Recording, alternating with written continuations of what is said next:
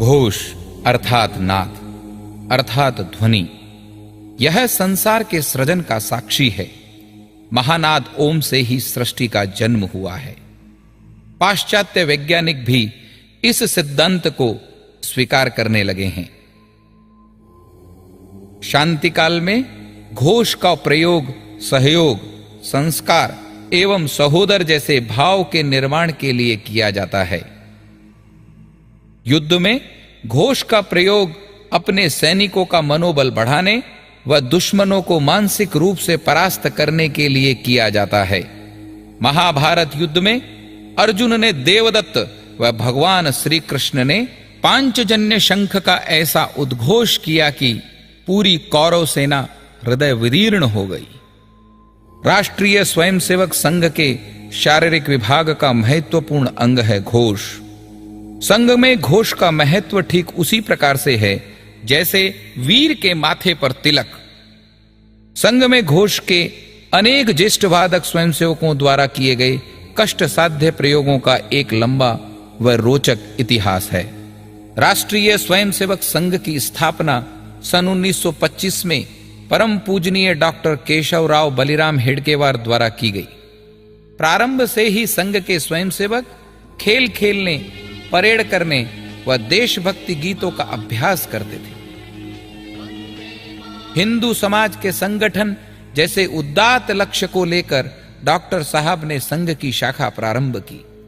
शाखाओं पर अनेक शारीरिक कार्यक्रमों के साथ परेड अर्थात संचलन का अभ्यास होता था। स्वयंसेवकों की दृढ़ इच्छा शक्ति, लगन व कर्तव्य परायणता से शारीरिक विभाग में घोष प्रारंभ हुआ। सर्वप्रथम सन 1927 के संचलन में स्वयंसेवकों द्वारा पणव अर्थात बास ड्रम व शंख अर्थात बिगुल का प्रयोग किया गया। इस तरह संचलन के माध्यम से घोष वादन की परंपरा प्रारंभ हुई, जिसे स्वयंसेवकों ने अपने अथक परिश्रम द्वारा विकसित किया। प्रारंभिक दिनों में डॉक्टर जी के परिचित बैरिस्टर गोविंदराव देशमुख के सहयोग से सेना से सेवानिवृत्त बैंड मास्टर द्वारा स्वयंसेवकों का घोष प्रशिक्षण प्रारंभ हुआ। मार्तंडराव जोग प्रथम शंख वादक बने।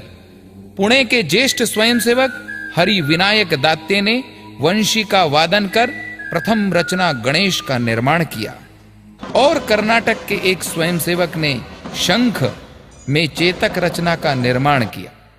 संघ के स्वयंसेवकों के द्वारा बनाई गई लगभग 40 रचनाओं को भारत के नौसेना दल ने भी अपने ब्रास बैंड पर बजाया है। सन 1982 में भारत में संपन्न हुए 9वें एशियाड खेलों के उद्घाटन सत्र में नौसेना दल ने रचना शिवराज का वादन किया। संघ के घोष विभाग में अनेक वाद्यों का उपयोग किया जाता है।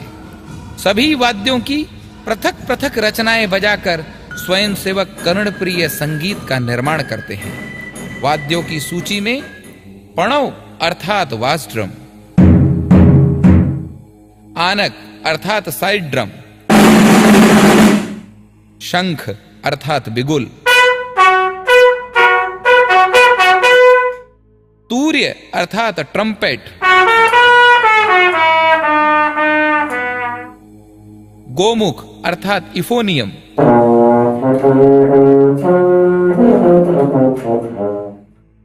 स्वरद अर्थात क्लारनेट,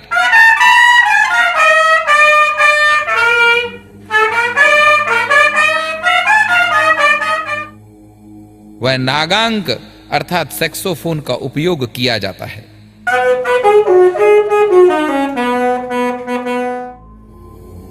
स्वयंसेवकों के प्रयत्न से प्रत्येक वाद्य में अनेक रचनाओं का निर्माण हुआ है।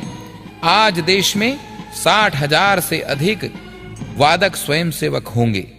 संघ के प्रथम अखिल भारतीय घोष शिक्षण प्रमुख श्री सुब्बू श्रीनिवास ने 10 वर्षों तक भारतवर्ष का सघन प्रवास कर निष्णात घोष वादक स्वयंसेवकों का निर्माण किया। घोष वादक स्वयंसेवकों के द्वारा अनेक प्रकार के शिविर वर्ग आयोजित होने लगे। इसी क्रम में नवंबर 2005 में फूलगांव पुणे में संघ का प्रथम अखिल भारतीय घोष शिविर आयोजित हुआ। इसके पश्चात देश भर में अखिल भारतीय एवं प्रांत स्तर पर घोष शिविर होने लगे।